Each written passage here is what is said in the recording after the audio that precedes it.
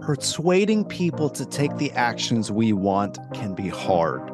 Our teams and clients are bombarded with thousands of messages every single day. But there is a way for you to get above the noise.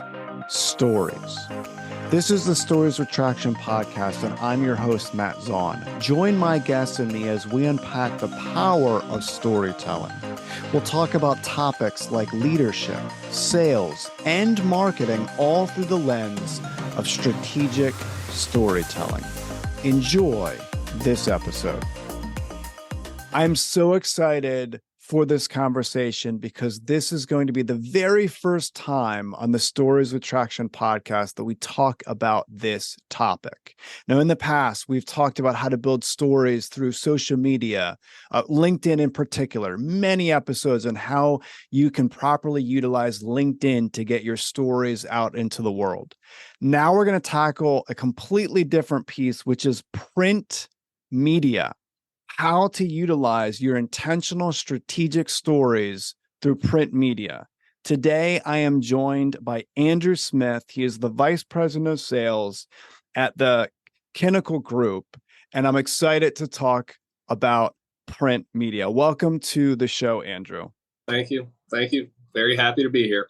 I'm excited you're here. So we met, I was speaking in the Hilton Head area a few months ago, and I had a fascinating conversation with you about print media, where it's headed, why so many business leaders are just completely missing a golden opportunity when it comes to print media. So I want to dive in to that. So one, I want to start with today, the average person is experiencing 8,000 messages every single day because of texting, because of email, and definitely because of social media. A lot of these are digital.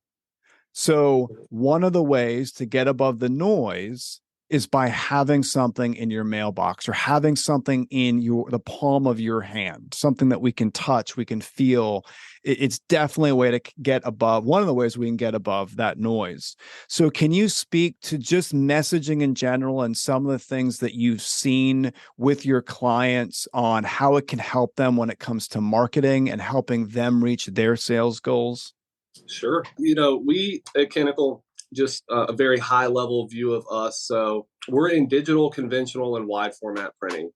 And we're a sheet fed operation, which, without getting into the weeds too much, we thrive in environments where we have to produce a high end finished product in a quick turnaround time for companies that, sell a high value item or service. And so that's where we thrive, and that's where we've taken our business. We have seen a really big uptick in printed marketing collateral post-COVID.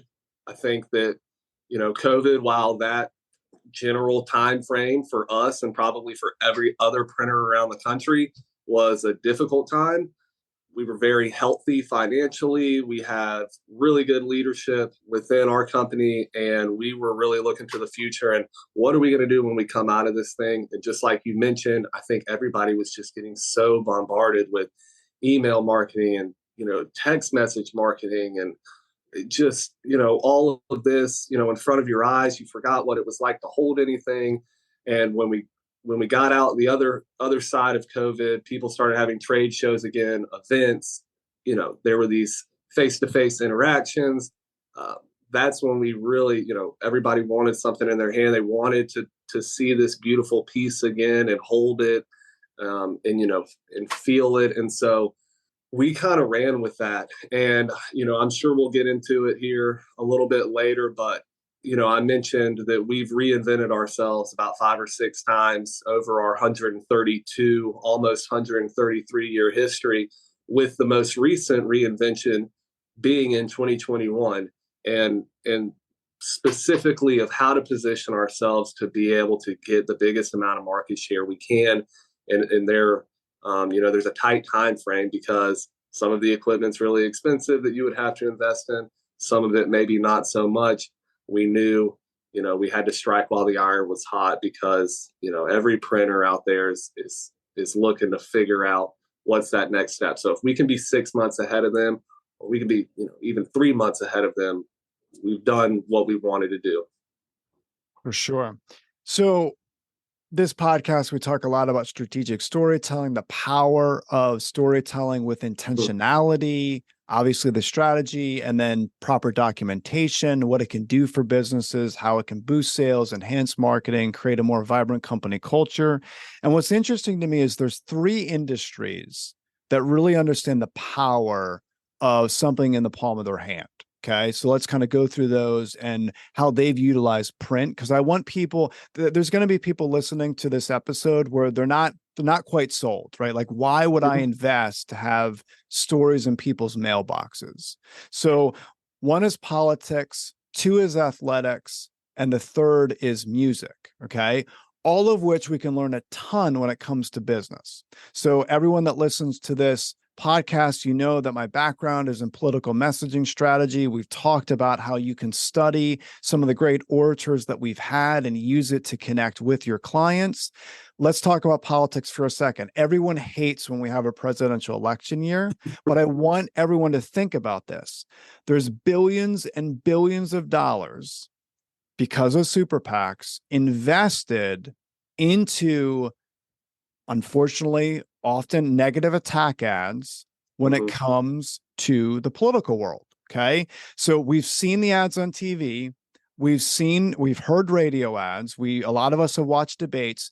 Also, we get a lot of stuff in our mailbox. So Right. politically speaking, politicians and their campaigns, their teams, their organizations, they recognize to move the needle when it comes to votes, you must have stories in people's mailboxes. Okay, so that's 1. Second is athletics. We all know that athletic teams, whether we're talking about, pick one, I'm envisioning football right now, is Sure. we like to experience it in person. We want to be there with the energy and feel it. Now, it's awesome watching it on TV, but there's something to be said about being there. So there's a feeling, right?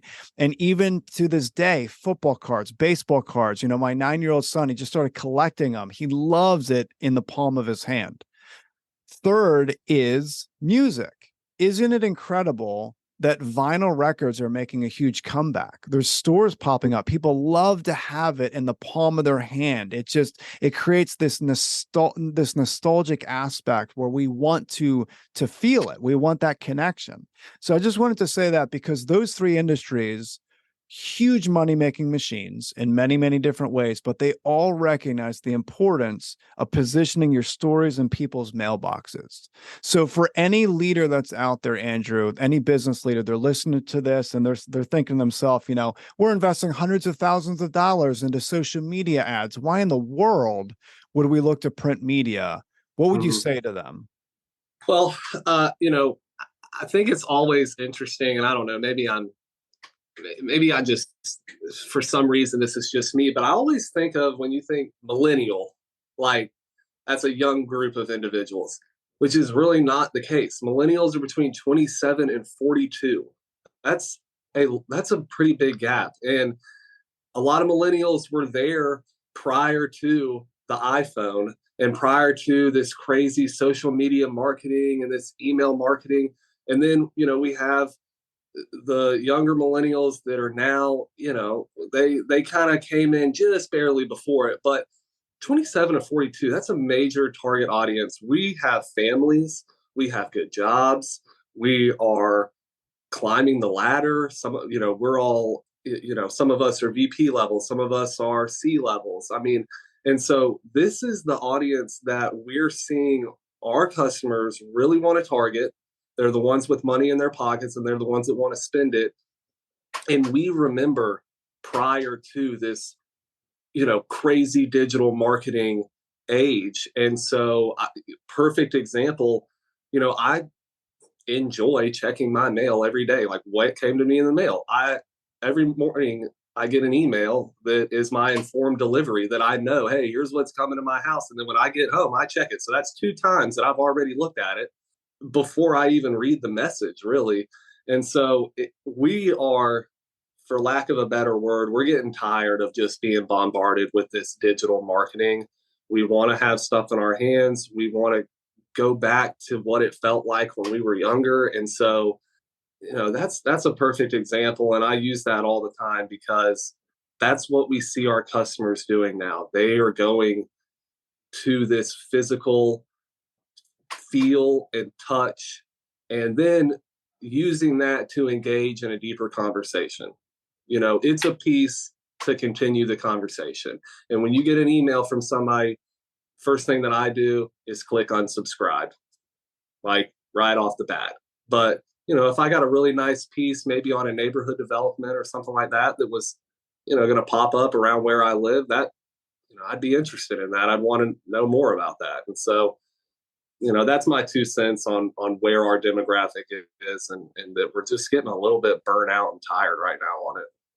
So I am so happy that you brought up millennial. Okay. And for many reasons. Okay. So here's something I don't want people to miss. So, first, I just did a podcast episode with one of the top experts in the world regarding generations. So, Dr. Catherine Jeffrey.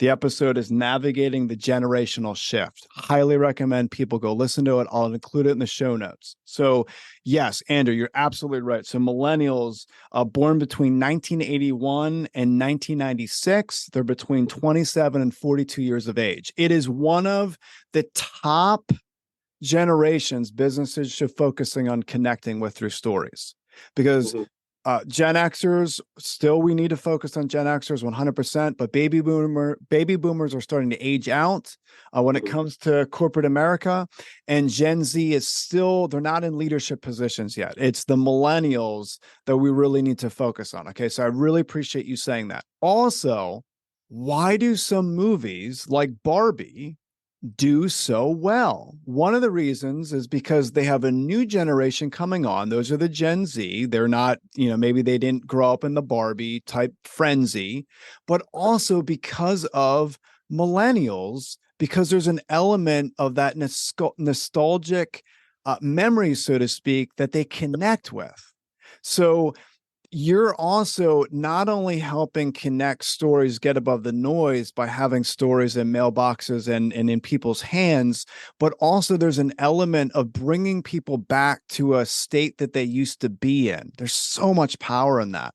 So can you talk about some of the maybe the custom things you do when it comes to storytelling with print media? Because some of the things I see in the mailbox are a lot of ads that as soon as you see it, it's an advertisement. How do you get above the noise by having more customized stories for your clients? Sure. And first, just I will say you're right on the Barbie thing. Like, I went to go see Top Gun. I went to go see Top Gun because I wanted to see what it was like compared to the first Top Gun that I went Sure. like, that was exciting, and Tom Cruise was in it too. So it's like, but yeah. So telling a story, that's huge for us. These pieces are expensive. It's an investment for these companies to have their print collateral look really good and be above the rest. And so a lot of our printed marketing collateral is used for things like trade shows and events, sales galleries and things like that. Brick and mortar that people are going in that need to have some sort of informational piece to take back with them. That's a pretty big chunk of where the majority of our printed collateral goes. But as far as the mailbox and telling a story, I'll use one specific client of mine that we work with, and I won't mention their name. They're down in the Tampa area of Florida. They work with high-end residential developments, which are popping up all over, Tampa, Sarasota. That whole area is just booming with this type of work. But they do targeted mailings, 10,000, 20,000 individuals, and they're targeting upper state, East Coast, like, hey, come down here to Florida and see what we're all about. They've got great imagery that are on these pieces. The wording is kind of laid out in a very relaxed way where it doesn't seem so salesy, and it's a nice showpiece. They print it on really, really nice paper. Sometimes they'll even put it in an envelope, which just that just adds another level. It's kind of like, what somebody took the time to put this in an envelope to address it specifically to me. It's a nice piece. It could be a brochure, or maybe, what I've seen them do is they'll send out floor plans, and it's kind of like, hey, here's what your new house could look like. Here's what your new condo could look like. And they get incredible rate of returns on these things. We're seeing this kind of shift of people moving up and down the East Coast, depending on what the weather is these days. And there's a lot of money, in upper state. And so, that's just one example of, I mean, sure, they could send out an email with this same type of collateral, but it's not getting the same type of traction that a physical piece in your mailbox is. Sure, sure. And it could be, it doesn't need to be, either or. It could also be right? Like people could still send out emails, still utilize print media. So I think there's a combination of many things. You're not telling people not to send emails ever again, right? Like we understand there's a combination. I read an article, it must have been a decade ago. So I don't remember who wrote it. I don't even remember where I read it, but I do remember it had a very big impact on me from what I should do marketing wise in business. But a decade ago, I'm reading this article and it talked about over the different decades. So it laid out like 100-year timeline. And basically through the decades, just the sheer amount of time that people need to have these touches before they act on a certain product. So, and it was almost overwhelming. Like as soon as the 90s hit, it started to accelerate. And then, oh my gosh, with social media, it's like we're at, and don't quote me on this because I don't want to get it wrong, but it is dozens and dozens and dozens of touch points someone needs to have before they will actually purchase a new product or service. And it's only being accelerated due to AI technology. So, obviously people can utilize many different bells and whistles and tools to get their marketing out. Having something in the palm of your hand is just one that they should incorporate in their story strategy. So let's talk about what that looks like, because I think the ripple effect with in print is a little bit more. So we get bombarded with emails. If you ever scroll on social media, there's an element of being bombarded with that. But then you go to your mailbox, you see a captivating story that catches your eye. It's in your hand. The ripple effect's a little bit more. So when someone's doing their budget, when it comes to marketing, what do you recommend for touch points? Would it be, now I know it's different for every organization, but would you recommend like 2 or 3, or can they have 5 hits? What do you normally, it's not just one drop in a mailbox. What would it be if you're doing a mail campaign when it comes to print media? How many times do you recommend that would go out for them to really get the name embedded in that person's mind? Sure. So we do, we have some off-the-shelf software that we use here that does incorporate social media marketing, Google ads, things like that when we're sending out a physical mail piece. So when we send out one physical mail piece and it's a campaign, typically anywhere from 10 to 12 touch points on that person for one physical piece of mail. So 10 to 12. Wow, that's awesome. We're doing well, you've got one touch point is the actual piece of mail itself. And then with Google ads, social media on Facebook and Instagram, those continue to run for about 30 days. So on average, 10 to 12 times they're going to see your ad, and then one time physically in the mail. It depends on what industry they're in and how targeted their list is and where they got the data from. But normally we see our customers go anywhere from about 1 to 3 mail drops for a certain promotion or product or service. That's kind of the general gist there. And then you're talking about, if you do 3 mail drops, you're talking upwards of 35, almost 40, touch points to that individual. So wow, pretty significant. And then kind of, on that front, what I would say too, that we're seeing with direct mail marketing is that, and I use myself for an example here, and I'm not saying this to say, wow, I'm so busy, because, I on average get somewhere between 150 to 200 emails a day. And that is, a lot of those are people replying all, and I'm like trying to get down to the actual email that I need to look at. And but a lot of it is marketing emails. And so I just get out of it before I can even read what the message is. But then when you're at home and you're trying to decompress after work, or maybe you went home for lunch or something like that, and you're going through your mail, you have a little bit more time to look at these, different pieces of, physical mail marketing that you're getting. But we're telling our clients, absolutely, you've got to make the offer a little better. Like, there's so much noise out there that 10% off is no longer going to cut it. There has to be a significant hook to draw these individuals in. And so, maybe they have to give up a little bit on their end, but if they get a better ROI across the board, then it's absolutely worth it to them. So we're telling people that we're working with, you need to, the offer has to really be something significant.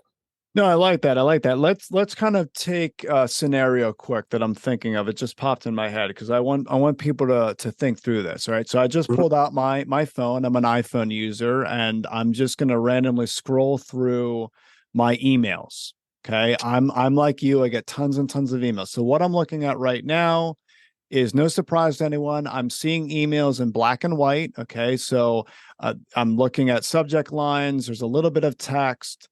I don't feel connected to this in any way, shape, or form. I need to click on the email to get the information. And I'm like you, Andrew. I delete so many emails that come in. If it doesn't have an incredibly engaging title, Mhm. delete, right? Because I don't have time to be reading all my emails. Like everyone listening to this episode, we don't have time to do that. Okay.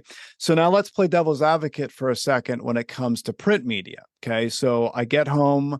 I'm tired. I kind of want to unwind. I need to understand I have 3 little kids, so now my attention is going to be shifted to them. And I'm going through my mail. And let's be honest, typically I'm going from my mailbox and I'm walking towards my trash can if I'm going to do it at that moment. Right. Sometimes I'll throw it on the counter and I'll say, I'll get back to this later. Right. But typically I'm going through this. Okay. So, I'm going through all the grocery stores send me all these coupons. That goes right in the trash, right? That's like the big bulky thing. I can't wait to get rid of that. And then I'm going through. And what's going to captivate me is the graphic design, right? Because our eyes are drawn to color and the different design. And then I'm going to be drawn to story, like what kind of story is incorporated in this. Maybe it's a customer testimonial, maybe it's something interesting, right? And Mhm. if it relates to me, because the person probably would be sending B2C from their perspective, I might hold on to it. I might put a magnet on my fridge, right? So I'll put it right there because a lot of people's trash cans are in their kitchen, right? I know sounds elementary, but I want people to envision, where is your prospect going to be? More than likely, they'd be throwing it away in the kitchen. So if they want to save it, magnet on the fridge or on the counter. So to play devil's advocate, what if someone says to you, well, things are just going to get thrown away, so why does it matter? What would your response to that be? I mean, I think the response to that would be that yes. I mean, if you send out 10,000 direct mail pieces, sure, there's going to be a percentage of that that's going to be thrown away. But what is that percentage compared to that same type of digital marketing campaign that you did? And, yes, there's definitely, you're paying postage, you're paying for a printed piece to be in these mailboxes, but it's all about the numbers and what is your return on investment. And we can track these things with direct mail marketing, because what happens when we have an individual that we're sending a mail piece to, we have that data on them. And if that individual goes then to a website, you can place a cookie or a pixel on the back end of a website, and you can track IP addresses and you can track device IDs and things like that. And we can cross reference that against the data that we use on a direct mail marketing campaign. And we can tell if we sent a piece to Andrew Smith and then Andrew Smith went to your website, we know that, and we can count that as a win. And so when we do these campaigns, that's how we determine how successful a campaign was. And if it wasn't very successful, then it's not because the piece wasn't printed and it didn't end up in their mailbox is because the offer was not good enough, or you were targeting, maybe not as specific of a demographic as you should have been. So those are the two things that we look at when a direct mail campaign that we consider as not a success was who was the audience that you were going after and what was your message. That's the general gist of that. I used an example last year. It was around 4th of July. I got a piece in the mail. It said 40% off fireworks from this website. It was like perfect timing. July 4th was in a couple of weeks. We were going to have some friends over for a party. I'm like, perfect. This is perfect to impress. I used that piece. I went to the website and I bought some fireworks. So timing is extremely important on these things too, but it really comes down to the message and who your target audience is. I mean, if 65-year-old man had gotten that same piece of mail, would he have gone to the website and, unloaded on some fireworks? Probably not. But, me, I'm having family and friends over. We're having a little party. It was a no-brainer. So that was such a perfect timed piece of direct mail that I always use that as an example.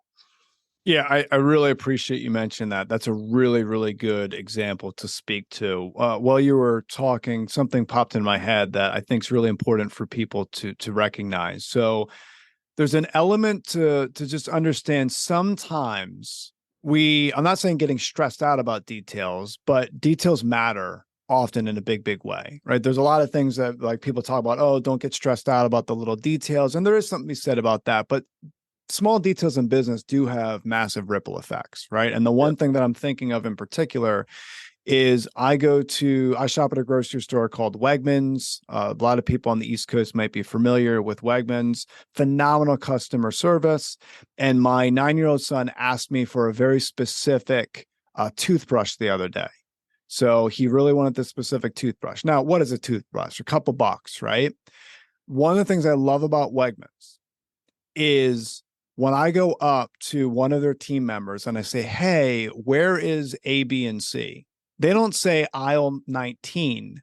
They walk me to the very location. They pull it from the shelf and they hand it to me. Now, why? Who cares if they lose a $3 toothbrush sale? They know if they lost me as a customer, I spend thousands and thousands and thousands of dollars a year through Wegmans because that's where we do our shopping. If they lost me as a customer, them not showing me that kind of care for that $3 toothbrush, it could be thousands of dollars in lost revenue. They know that. So I want people to think about these small ripple effects on what does a customer mean to you. I'm very grateful for my house. My wife and I bought almost like a historic, if you will. It feels like a historic home. It's a very old brick home. I love the character that our home has. I love brick. I love, love, love brick. One of the problems is because it's older, sometimes we have plumbing issues. It's a very old house. Okay. So unfortunately, we've had to hire plumbers to come in and kind of fix some of the piping issues when we first bought it. Now, here's what's interesting. We picked our plumber based on the kind of ad campaigns you're talking about, Andrew. Okay. Because we don't typically, I don't know. I don't know plumbers personally. So and I am a little bit concerned about going to Google to find someone. Because what do? I just type it in and randomly pick someone. So what ended up happening was there was an entity close by. They started sending stuff in the mail, and then I started to see them everywhere. So then I started to see different ad, almost exactly like you're talking about, different ad campaigns. It could have even been you or an outfit like you. I'm seeing these different ad campaigns, different emails come through. Then I start seeing their trucks, and the spark started with the mail piece, with the branding and the stories on the mail piece. Now, I don't know how much they paid, invested in that mail campaign. They made thousands and thousands of dollars from me. So now if 10,000 goes out and it's X amount of dollars, but they're bringing in however many customers, like people need to see the investment when it comes to mailings. So I appreciate this conversation for sure. Yeah. And, I think we'll get into this, as well a little bit, just kind of based on where our conversation is going now. But with the print industry technology continues to get better, and we continue to reinvest in equipment. And this equipment is geared towards making direct mail. Well, not just that, but I mean, this, if we're talking about direct mail, that's one portion of our business. But this is equipment that makes it easier, it makes it faster, it makes it more efficient, and that trickles down to our customers. They can get mail campaigns out of our doors faster. They can print more pieces at less of a cost per piece. Um, we have a lot of presses that do variable data. And so, there's all kinds of studies on it. But if you receive a mail piece and it says, Andrew, this, then there's the message. And then maybe, it shows another piece of variable data that has my name on it. There's a couple of areas where my name is on that piece. If it's apparel or something like that, the more that it's personalized, the more impact it has to the end user. And so the equipment that we're investing in has the ability to do this seamlessly. That's awesome. Well, let's get into it now. So some of the things you mentioned to me were staggering regarding investment. So can you talk a little bit about your equipment and just the amount you invested to position your customers for success? What did that look like? So I will tip my hat to our president and CEO, Al Kennickell. He has been in this, he's owned this business for 40 plus years. He is constantly learning. He's constantly doing market research. He's constantly using stories to tell our clients and customers, what we're doing to support them as best as we can, which you're very familiar with. And so he's always been a risk taker. And he has, he's mentioned to myself and a couple of other people on our VP staff that, we've reinvented this business multiple times, 5 or 6 times, with our most recent reinvention being in December of 2021, November, December of 2021, right as we were still in a little bit of COVID, but right as we were really coming out of the thick of it. And we, very healthy company financial. We have a lot of very dedicated customers that, really, they've been with us for a long time. They're not going anywhere. They're big players in our city and around the East Coast. And so we had a really good feeling about it. So in 2021, right at the end, we invested in inkjet technology. We purchased a high-speed inkjet press, 7 figures plus for this type of equipment. So a lot of printers out there, they weren't in a position to be able to make that type of investment at that time, just given everything that was going on with our industry. So we immediately invested in that. And there's a couple of reasons why we did that for our clients. We knew that after COVID, print would probably not bounce back the same way that it was before. A lot of people did go with digital strategies, and they might have been working and maybe it wasn't as much of a capital investment, but our clients are in education, private healthcare, high-end manufacturing. So, these are high value items, multiple different versions of each items, whether that's a company that's in aerospace, they have different models of planes, or if you're in the marine industry, you have different models of boats. But, so each model is a really expensive item. So they've got to support that with some printed collateral and events and trade shows. But, it used to be like, hey, let's run, 25,000 or 30,000, 50,000 of these pieces, and let's put them in inventory. And that is just not happening anymore. We saw it coming. So the inkjet press, what that allows us to do is it is a digital press. So there's no make ready, there's no paper waste, there's no ink waste. It uses much less energy than a conventional press. Our carbon footprint is less, which our clients give a lot about, care a lot about the environment, and so do we. And so that was one thing, was, hey, let's just reduce our overall carbon footprint here. But then a couple of other benefits is we're able to now produce a smaller quantity at relatively the same price per piece. So what that means for our customers is, instead of doing 10,000 brochures, maybe they're doing 2,500 each quarter, but they could make changes to their marketing collateral if they wanted to. They're not tying up as much, marketing dollars in print collateral. They're not having to pay for storage and inventory. It's that in itself is able to position us in a place where our print volumes can go down and we can actually, increase our profit and our return of investment. And so another big benefit is I mentioned we're not just stuck to our market. We're based in Savannah, Georgia. We're not just stuck to our market here. We have customers all up and down the East Coast, east of the Mississippi. In this new press, there used to be a lot of press checks and marketing agencies would come in and they wanted to, do all this. This press, when we do proofs on it and we send them out to clients, the proof is the final production piece. There's no guessing on what it's going to look like or how it's going to feel. You sign off on the proof, that is exactly the piece that you're going to get. So that was one investment that we made that had we not have made it, I don't know where we would be as a business. It would be difficult, to say the least. Wow. And we know we've gained so much new business over the last year and a half, 2 years. And we've basically realized that if we're competing against a company that hasn't made the investment in a large sheet-fed digital press, whether that's inkjet or there's other digital presses out there, but if they haven't made that investment, it's just no longer a competition. So wow. That was huge investment for us. But I mean, the return has just been fantastic. And then to go along with that and to talk about having something in somebody's hand and to have it be impactful, we've purchased a lot of finishing equipment that adds tactile laminates to printed collateral. It adds like a raised spot varnish. We can do digital gold and silver foils.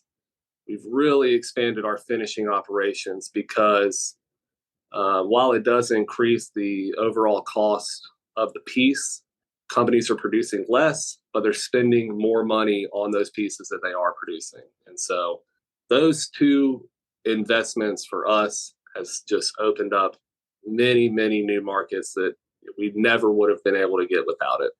Wow, that's awesome. Thank you for sharing that. I appreciate that. Just the ability that you have now to position your prospects to be successful when they become your customer. That's awesome. Absolutely awesome. Thank you for sharing that. My understanding of the importance of getting something in someone's hand came when I was 7 years old. In fact, I remember the moment almost as if it's happening. I had just had a birthday. So excited about all the toys and the different, with the gadgets that I got. And I'm on my living room floor, my family's living room floor, and I'm starting to play with all these different toys. And my mom taught me my strategy. My dad taught me my work ethic. My mother taught me my strategy. My mother was an incredible businesswoman. To this day, she still is. She taught me to always stay, 3 chess moves ahead when it comes to business.